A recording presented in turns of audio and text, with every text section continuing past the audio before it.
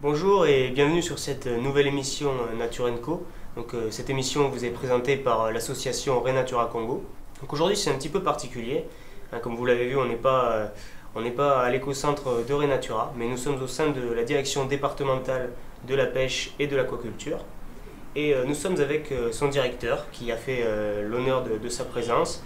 Donc monsieur le directeur, est-ce que vous pourriez vous présenter en quelques mots? Oui, merci, je suis Gaston Gassiki Okonza. Comme vous l'avez dit, je suis directeur interdépartemental de la pêche et de l'aquaculture de Pointe-Noire et du Quilo. Merci. Et concomitamment, je fais l'intérim de directeur gérant du centre d'appui à la pêche artisanale de Pointe-Noire. Très bien. Nous allons suivre un reportage. Donc nous allons partir en mer et nous rendre justement jusqu'à Bellélo, suivre une patrouille organisée par la direction départementale de la pêche en lien avec les activités de l'association Renatura. Merci.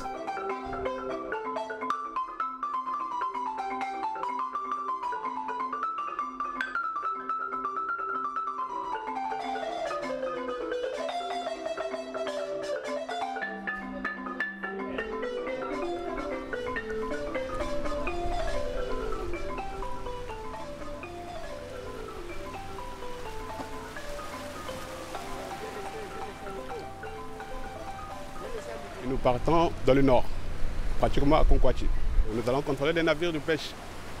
Les navires qui pêchent dans la zone interdite et qui n'ont pas de papier conforme.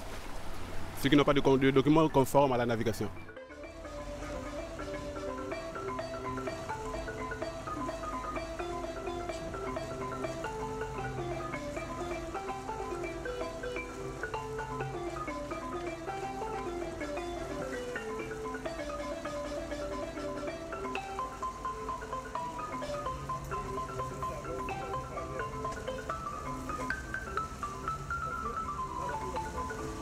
On va essayer de trouver des bateaux qui seraient dans l'illégalité, donc dans une zone de pêche où ils ne devraient pas se trouver et qui sont en train de nuire aux activités des pêcheurs artisans au bord de la côte. Donc on est ici pour justement rétablir une certaine justice environnementale puisque la ressource halieutique du Congo est en train de diminuer et ce qu'on essaye de faire, c'est d'essayer de rétablir un équilibre qui était là depuis des centaines d'années.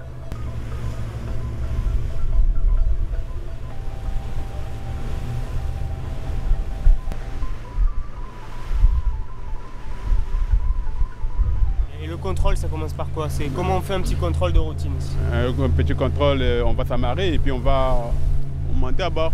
D'accord, est-ce qu'il doit avoir des papiers il doit nous présenter ses documents, sa licence de pêche, son autorisation d'appareillage. Nous allons contrôler les cales, la contenance de poissons et puis si c'est un glacier ou quoi, on va tout contrôler.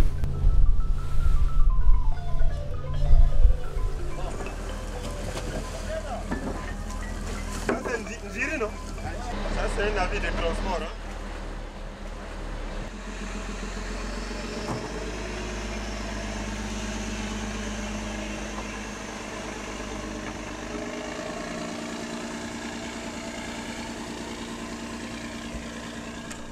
Monsieur, est-ce que vous pouvez nous expliquer ce qui vient de se passer?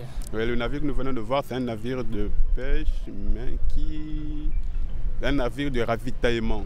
Donc lui, il contient à bord de la glace et du gasoil pour les navires qui sont en pêche là. Donc lui, il part, celui qui manque de glace, il rajoute un peu de glace et celui qui manque de gasoil, c'est ce qu'il fait.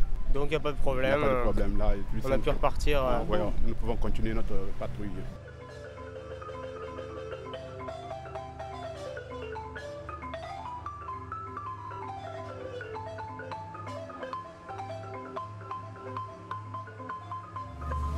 La zone légale de pêche, c'est à partir de 12 km. Donc, en termes marins, on dit de 6 000.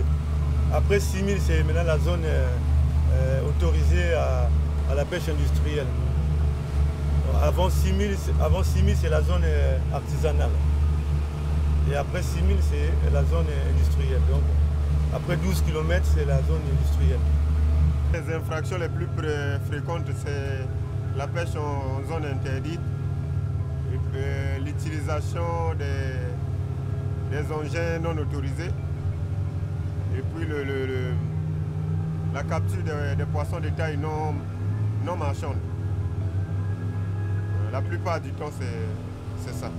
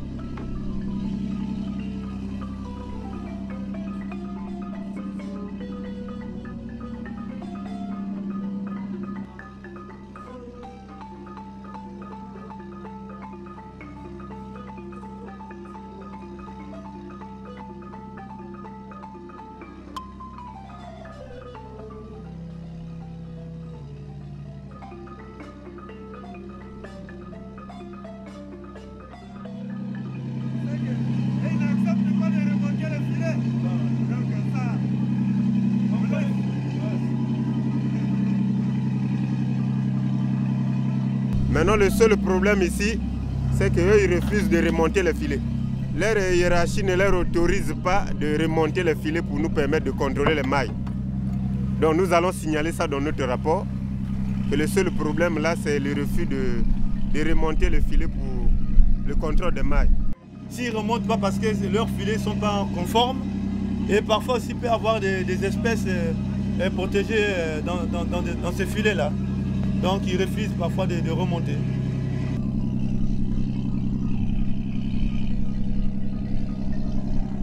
Pardon?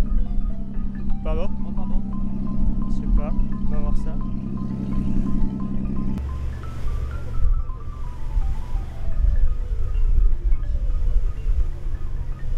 Ouais, on vient de recevoir 3 bateaux chinois qui sont en train de pêcher. Et tous ces 3 bateaux pêchent dans la même zone. Ils pêchent trop près, quoi. C'est-à-dire l'un de l'autre, ils sont prêts et ça ne peut pas laisser le temps aux poissons de bien circuler, bien vivre. Et ça, c'est pas bon.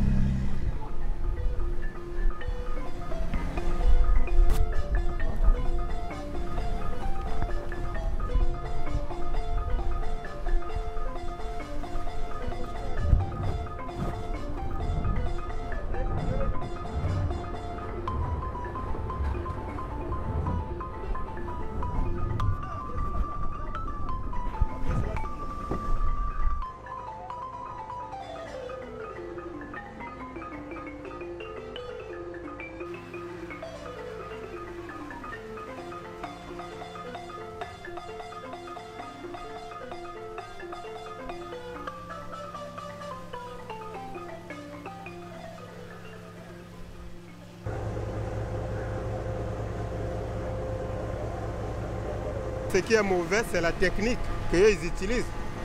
Vous voyez, tout est un groupe de navires, ici, il faut les compter. Ils sont plus d'une dizaine. Ce genre de pêche n'est pas autorisé. Pêcher en groupe comme ça, c'est la technique là qui est mauvaise.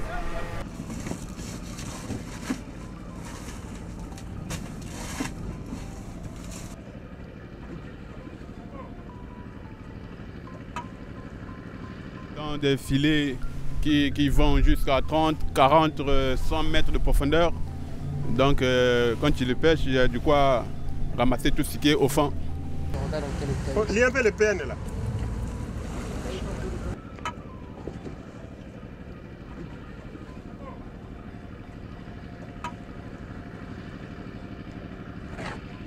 Et ils utilisent la surpêche. En utilisant la surpêche, ils épuisent la ressource. Comme la ressource est épuisée, et ils sont obligés de pêcher maintenant les poissons de taille non marchande.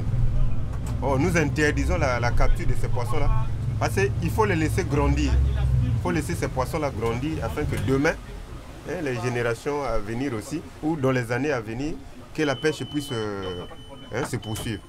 Or, s'ils se mettent à pêcher ces poissons-là aujourd'hui, ça veut dire que demain, il y aura rareté de la ressource. Et c'est ce que nous sommes en train de constater maintenant. Que le poisson devient de plus en plus rare. Parce qu'ils utilisent des engins qui leur permettent de capturer ces espèces, ces poissons-là, dont la capture est interdite.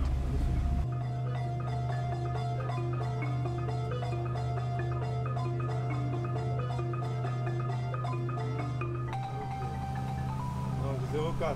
Ouais. Degré 35. Ouais. 867. Ouais. 0,11 degré. Ouais. 32. C'est que nous avons contrôlé au total 12 bateaux. Sur les 12 bateaux contrôlés, on peut dire qu'aucun n'est en règle. Même ceux qui nous ont présenté tous les documents ont refusé de remonter le filet pour le contrôle des mailles. Au niveau des sardiniers, c'est presque le même constat. Ils n'ont pas d'autorisation d'appareillage, il n'y a pas de journal de pêche. Donc pour la totalité des navires sardiniers, c'est le même constat. Et pour les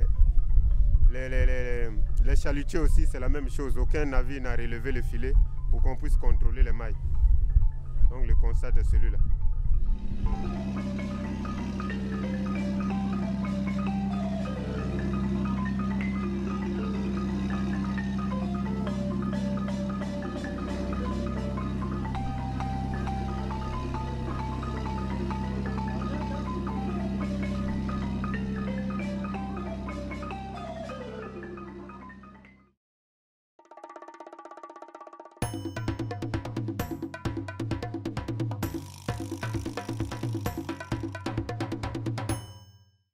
Donc tout d'abord, monsieur le directeur, est-ce que vous pourriez nous parler de votre activité ici? Quelles sont vos fonctions? Merci. Mes fonctions, essentiellement, je suis pour assurer la meilleure gestion des écosystèmes marins, halieutiques, et de gérer durablement la ressource halieutique. Donc de veiller à l'application des textes et règlements en vigueur de gestion des ressources halieutiques. D'accord. Et comment vous vous y prenez justement pour arriver à protéger cette ressource halieutique? Oui, mais nous sommes organisés en service. Nous avons un service qui s'occupe de la pêche maritime, qui s'occupe de la gestion de la flotte et de tout ce qui est comme engin de pêche. Et la réglementation a prévu beaucoup de choses dans ce sens. Et nous avons également le service des statistiques qui s'occupe donc des captures selon les types de pêche et selon les navires, les types de pêche. Nous avons un service qui s'occupe du contrôle de la qualité des produits halieutiques capturés et qui sont mis en vente sur le marché local ou international. Et nous avons récemment bénéficié d'un service qui s'occupe des patrouilles, d'une brigade de recherche des infractions et de la répression des fraudes. Voilà. Donc, nous avons également un service nouvellement créé qui s'occupe des questions de la logistique liée à ces patrouilles, notamment les outils de localisation, les uniformes de patrouille et tout ce que nous avons qui est acté à la répression. Voilà. C'est autour de ces questions, de ces services que nous exerçons nos fonctions. D'accord. Est-ce que vous pouvez nous parler des différents types de pêche qu'on peut retrouver ici, les différentes pratiques au Congo? Bon, déjà, nous avons la pêche industrielle, qui est la première pêche, le premier type de pêche que nous avons. Et nous avons la pêche artisanale. Ouais. Bon, la pêche scientifique ou récréative, pour l'instant, nous n'avons pas assez d'éléments là-dessus. Mais essentiellement, nous travaillons autour des questions liées à la pêche maritime industrielle et la pêche maritime artisanale. Très bien. J'imagine qu'il y a des réglementations pour cette pêche industrielle. Est-ce qu'on pourra en savoir plus quand vous arrêtez un navire? Qu'est-ce que vous cherchez précisément dans le navire? Oui, mais quand on arrête un navire, il y a d'abord le contrôle administratif. Est-ce que le navire a d'abord une licence de pêche? Si oui, ok. Et nous avons également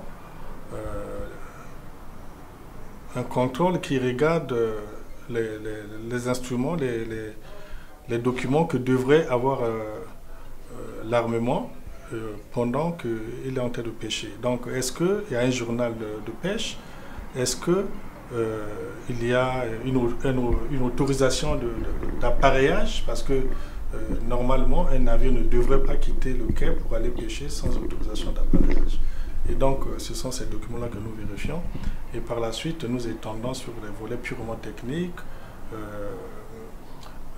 la dimension des mailles, parce qu'un filet, à un filet correspond les dimensions des mailles selon les types de pêche qu'ils effectuent. Et donc, est-ce que les mailles sont conformes? Est-ce que la structure de la constitution du filet est faite avec des instruments qui conviennent, qui sont réglementaires? Et donc, tout cela, ce sont des questions que nous regardons pendant que nous sommes en train de contrôler en mer les navires de pêche.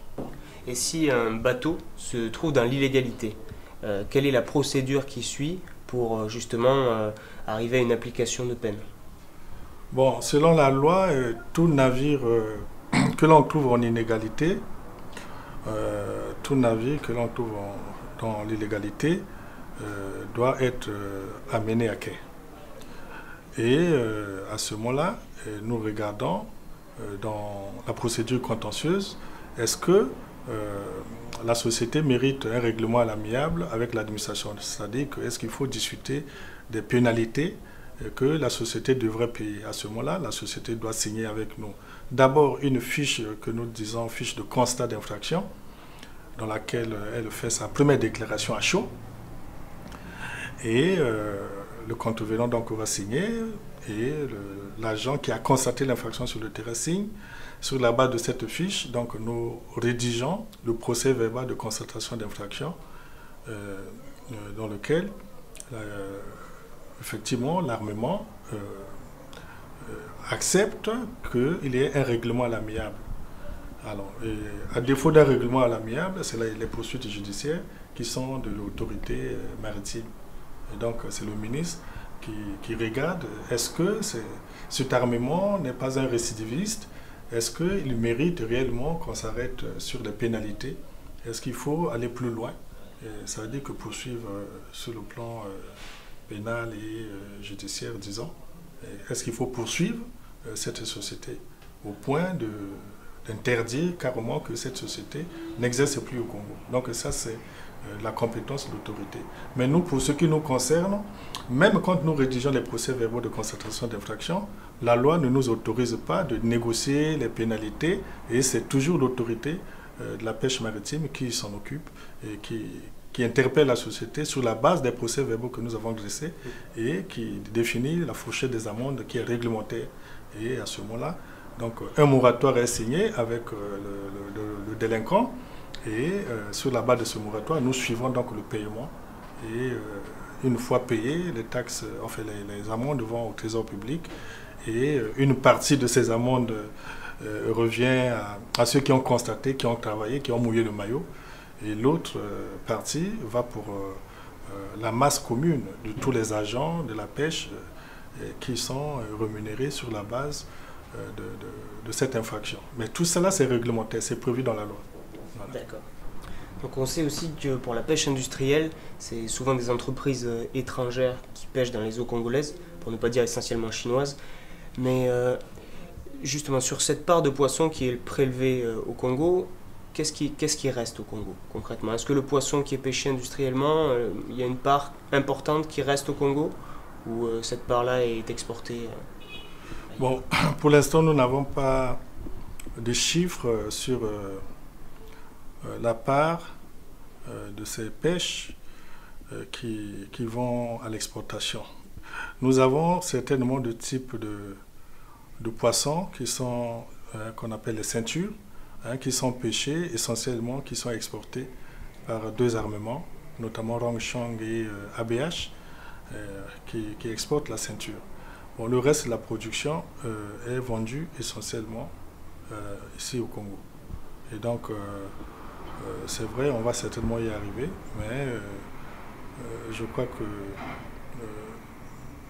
les sociétés ou les armements étrangers n'ont pas encore, qui ne se sont pas encore heurtés à nous quant à ce qui est de l'exportation, les quantités de produits qui vont à l'exportation. Tout se fait normalement pour l'instant. Voilà. D'accord. Parce que quand on part justement dans les patrouilles en mer, on remarque qu'il y a beaucoup de bateaux qui sont quand même dans l'illégalité. Et on se demande aussi, est-ce que les peines sont assez fortes? Est-ce que c'est des questions aussi qu'on peut se poser à la direction départementale en se disant pourquoi le nombre de bateaux pêchent d'une manière incessante dans les eaux congolaises et y a-t-il des restrictions qu'on peut mettre en place fortes pour justement limiter ces quotas de poissons qui sont prélevés chaque jour? Bon, ce sont des questions qui sont abordées au plus haut niveau.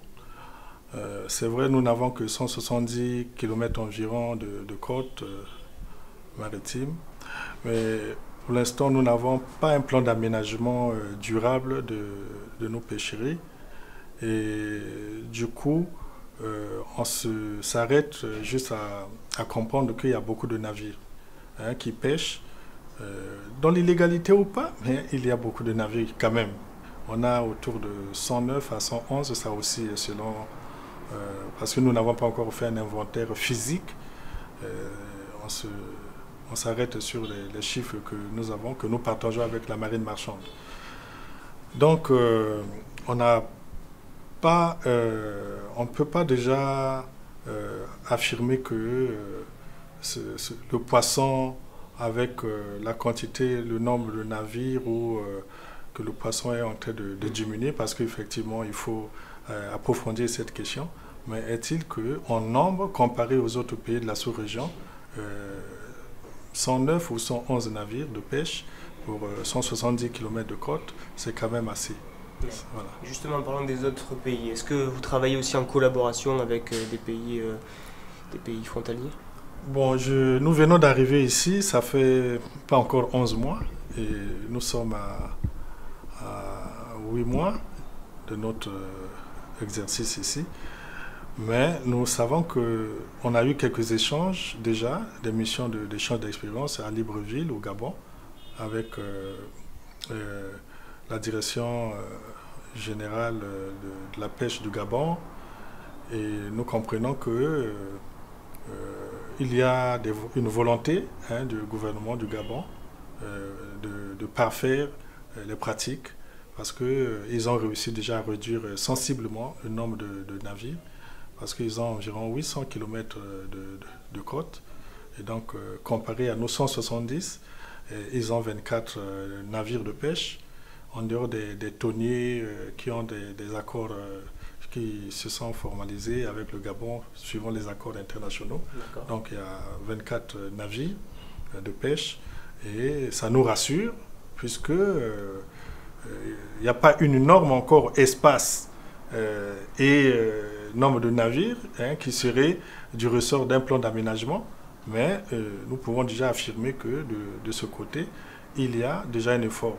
Et cet effort, nous sommes en train de fournir également de notre côté, parce que il vous souvient, le ministre d'État, le ministre Henri Ndjoumou, n'a cessé de le dire, que quand il était en 2011 au niveau du département de la pêche, il y avait une vingtaine de navires. Et quand il est allé pour revenir en 2012, alors il en a trouvé une centaine. Et donc, c'est des entités qui ont investi. Donc, il faut regarder comment il faut procéder pour réduire sensiblement, graduellement, réduire le nombre de ces navires et rester dans la norme qui peut être acceptable par tous. Voilà. D'accord. Une petite question encore sur Bon, je ne vais pas parler au nom des pêcheurs artisans, mais c'est vrai qu'il peut y avoir un certain mécontentement de la part de la population, sachant qu'on ne pêche pas la même quantité de poissons qu'on pêchait avant, ou du moins pas avec la même facilité. Donc ils ont peut-être un mépris vis-à-vis des chalutiers en haute mer qui n'arrivent pas à respecter ces règlements. Est-ce que vous auriez un message à faire passer à cette population-là qui attend beaucoup de la part de la direction départementale? Oui, bon, mais les populations, les pêcheurs artisans sont en train de suivre ce que nous faisons, les efforts que nous fournissons avec Renatura. Nous faisons ensemble des patrouilles mixtes. C'est une dynamique qui est partie déjà de loin, nous l'avons trouvée, et que nous nous réjouissons et nous félicitons. Et nous pensons que les artisans pêcheurs, quand ils nous voient en mer, avec Renatura, en train de procéder aux patrouilles, ils nous applaudissent. Voilà. Et, parce que, effectivement, les chalutiers sont en train d'envahir l'espace réservé à la pêche artisanale. Et donc, quand ces chalutiers arrivent, ils entraînent les filets des artisans pêcheurs et ils perturbent, disons, l'écosystème qui abrite, le biotope qui abrite, effectivement, les poissons qui pourraient servir pour les pêcheurs artisans et qui réduisent sensiblement la capacité de ces eaux dédiées à la pêche artisanale. Et donc, ça ne peut pas réjouir cette classe de population. Je crois que s'il y a un mot à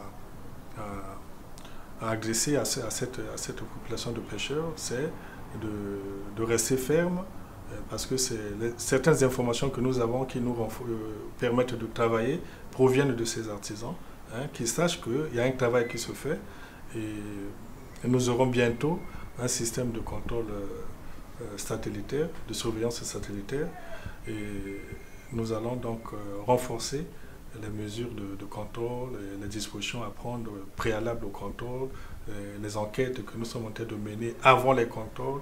Et donc, moi je pense que la situation va s'améliorer d'ici 2019. Va s'améliorer. Ouais. Très bien. Donc, est-ce que vous avez des attentes par rapport aux années à venir dans le secteur de la pêche? Oui, les attentes, effectivement, nous en avons. Les attentes, nous pouvons parler de la nécessité qui s'impose à nous de former le personnel dans la collecte des données statistiques, dans la publication, disons, l'interprétation de ces données, l'analyse de ces données, parce que on ne peut pas avoir une planification si on n'a pas de bons chiffres. Et nous avons trouvé qu'il y a encore un effort à fournir de ce côté. Et voilà pourquoi, récemment, nous avons travaillé avec WCS. On a réalisé une mission à Libreville. On a vu ce qui se passe là-bas et nous voulons, ensemble, avec Renatura, avec WCS, regarder comment est-ce qu'il faut fournir ces efforts dans la collecte et dans la présentation de ces données, de façon que le décideur trouve de ces données un outil propice pour la décision. Et donc, c'est un projet que nous voulons réaliser incessamment. Voilà. Et comme vous le savez, la population mondiale est en train d'augmenter. De facto, c'est de l'Afrique également. Ça veut dire que c'est du Congo également. Et si nous ne fournissons pas davantage d'efforts pour contrôler nos eaux et pour contrôler les méthodes de pêche et pour que le travail des uns et des autres soit fait dans les normes, ça veut dire que nous sommes en train de participer également à la réduction graduelle de la ressource. Et ça veut dire que les populations, d'ici 50 ans, auront des problèmes pour avoir les ressources nécessaires pour leur nutrition. Et donc, le poisson étant l'un des produits les plus appréciés par le Congolais. Alors il va sans dire qu'il faut que la gestion des ressources halieutiques soit une préoccupation pour tous. Et voilà, et donc les efforts que nous fournissons ensemble avec Renatura et avec les autres partenaires qui nous appuient, nous pensons que nous devons renforcer cette coopération. Et ça paraît comme une interpellation et je voulais bien profiter de cet espace pour m'exprimer ainsi. Voilà. D'accord.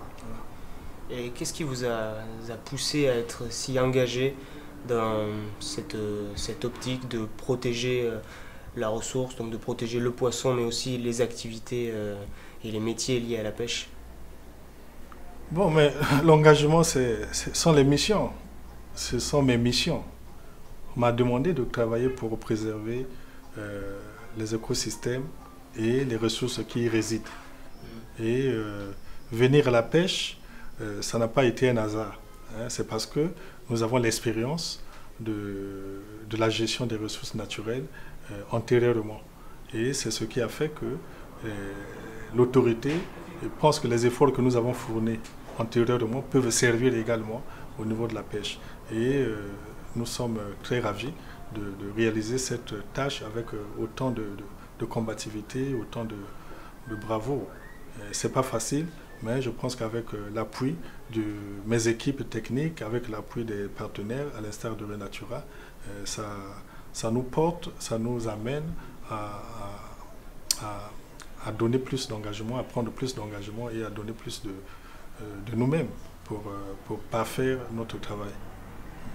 Très bien. Bah, écoute, je vous le souhaite. En tout cas, je souhaite beaucoup de choses. Déjà qu'on continue toutes ces patrouilles en mer qui se font régulièrement, mais intensifier encore ces patrouilles justement pour pouvoir arrêter des bateaux qui se trouveraient ou non en illégalité, pour vraiment contrôler la ressource halieutique du pays.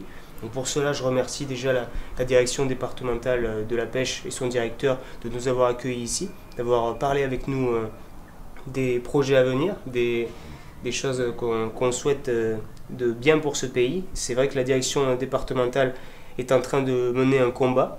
C'est la lutte contre l'injustice de la ressource halieutique. C'est-à-dire qu'au Congo, on s'aperçoit que de nombreux bateaux pêchent dans l'illégalité, surtout en haute mer. Et c'est un combat qui est mené aussi pour la population locale. Les pêcheurs artisans méritent qu'on les défende et c'est pour ça que la direction départementale de la pêche fait du très bon travail. Merci.